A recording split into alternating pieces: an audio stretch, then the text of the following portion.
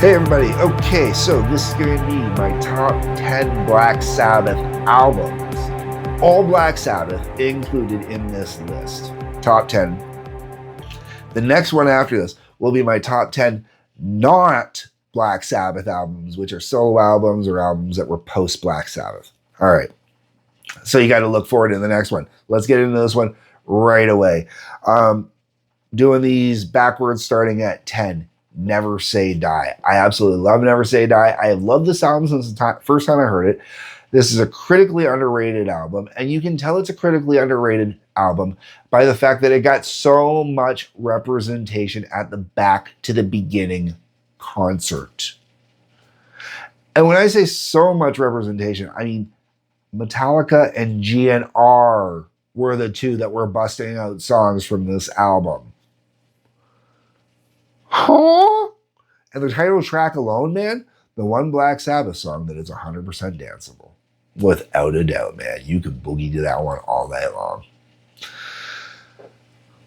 The Black Sabbath album has to be on this list without a doubt. But, well, I know a lot of people would put it near the top. I didn't want to put it near the top because it's not near the top to me. I do love it. I do listen to it. But of all the Black Sabbath albums, it's the original Black Sabbath albums. It's actually, believe it or not, one of the ones I listen to the least, probably because I've listened to it the most. Oxymoronic, I know, right? All right. Headless Cross. Tony Martin deserves some praise and recognition. And the Headless Cross album, well, it's a new one that I've only recently discovered.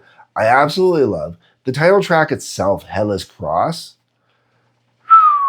oh my God, the vocal performance on that is just spectacular. But the whole album itself is just really a top-notch, solid album with great, heavy riffs and licks in it. And I do wish I had given this album more respect when I had access to it, because my stepmom, she didn't have a needle in her record player, but my stepmom had a lot of the Tony Martin era Black Sabbath, which I never got to hear on vinyl. And I think that's a shame because I really wish I had gotten into this album earlier. It would have totally changed my perspective on Black Sabbath. And, you know, being as gung-ho with Ozzy as I was. Born Again. I had to put that one on here, man. Ian Gilliam with the three original members of Black Sabbath. How do you go wrong with this album, man? I really wish that this version of Black Sabbath would have done better and would have gotten a lot more notice, because I would have liked more albums. Like, for a first album from that incarnation, it was absolutely killer, man. Whoa. From beginning to end. And it's not like there's one or two particular standouts. It's a whole album. It's like the greatest deep cut Black Sabbath album of all time. And I've got the bonus tracks on the deluxe edition with Ian doing like classic Sabbath stuff live. Ooh, yeah, that's awesome. After that, Sabbath Bloody Sabbath. Could not include this album. Great album. Absolutely fantastic. And if not for any reason other than just the title song, you know, like, and the artwork. I don't talk about the artwork when I do these top 10s because I generally don't have time, but the artwork on Sabbath Bloody Sabbath, that was something. As I mentioned, my stepmom had basically, I'd say the she had a good chunk of Sabbath. I'd say my stepmom had a really good Sabbath collection on vinyl. And that's weird because I don't remember her being particularly a huge Sabbath fan. I wonder if that was her first husband's, maybe, and she still had him. Anyways, great collection. I always stared at the artwork because the artwork was always fantastic. And the Sabbath Bloody Sabbath album, man, we had on compact disc. So I could watch it, listen to the compact disc, and look at the vinyl and truly appreciate the artwork. It was great. Then we're into a little Dio territory, Heaven and Hell. Yeah, man, how could I not include the Heaven and Hell album? And it was a really good album, but it's not even my favorite of the Dio Sabbath era albums. There are some choice cuts on here, but a lot of the album to me is a little more. Definitely not filler. It's definitely deep cuts. The album's a lot more deep cuts. There might be one song on there that's filler, but there's some really good cuts on there. But it doesn't quite compare to Mob Rules. Oh man. I will never forget the first time I heard the song Mob Rules. And I'm like, oh, this is really good. That was the first time ever I truly went, wait, okay, hold on. Dio Sabbath is really good. I mean, it's not Sabbath, but it is really good. And a lot of that was influence, I think, from my dad, because my dad was hardcore with the only Black Sabbath was Ozzy Sabbath. My stepmom never really said one way or the other, so I don't know where she stood on that. But yeah, now I know that did not have the Mob Rules album. I don't think she had Heaven and Hell or Born Again either, because I don't remember those album covers. So it's kind of weird. Anyways, Mob Rules, killer. And there's more songs than just Mob Rules on there. Like, I mean, there are some really good tunes on that album, man.